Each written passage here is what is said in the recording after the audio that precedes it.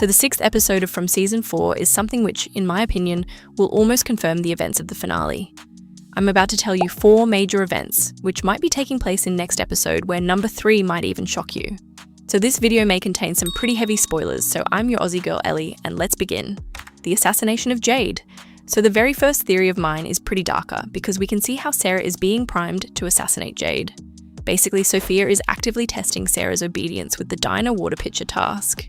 Simultaneously, Jade's visions revealed that the townsfolk always turn on the genius incarnation when they get too close to the kids. So, Sophia knows Jade cracked the code during his mushroom trip. And because Sophia enjoys making the humans destroy themselves, she will use the voices to convince Sarah that Jade is the source of the new scarecrow monsters. Sarah, desperate to prove her utility or stop the voices, might attempt to murder Jade. And this fits perfectly with the minnows in a shark's net warning, where the town is setting up history to repeat itself using Sarah as the blade. The rescue of dissonant chord. Now in episode 4, we see how Jade explicitly states he now knows how to save the children and exit while emphasizing discretion and music, right? In his vision, all his past incarnations were violinists, and the Ankui children are constantly chanting a rhythmic phrase. So what I think is that Jade will realize that the township operates on a literal vibrational frequency, or like a harmony, and that is why the radio static and the jukeboxes were playing on their own with the music boxes. He will attempt to construct a specific melody which, in my opinion, can be some musical key using his violin to drown out the town's signal.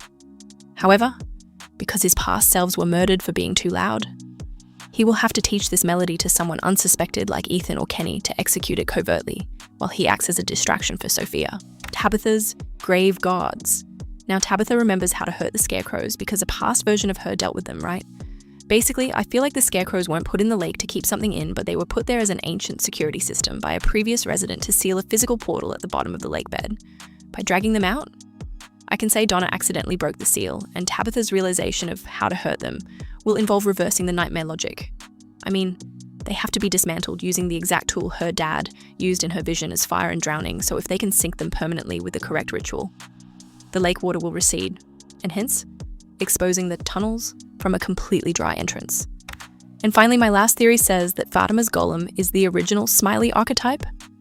Kenny notes that the person in the room might not even be Fatima anymore, right?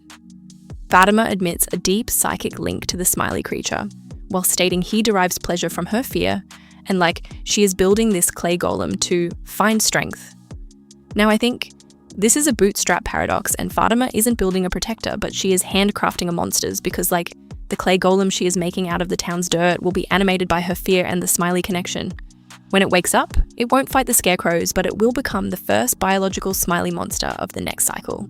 The entities in the tunnels aren't ancient, but I think they are the corrupted clay-mutated remains of pregnant women and residents from previous loops who tried to manifest safety. Fatima is currently sculpting her own executioner, so, this is kind of twisted but makes so much sense when it's From we're talking about. But in a nutshell, that's your season 4 of From, and you hit subscribe as I brings you the best cinema content. I'm your Aussie girl Ellie, and I'll catch you in next video.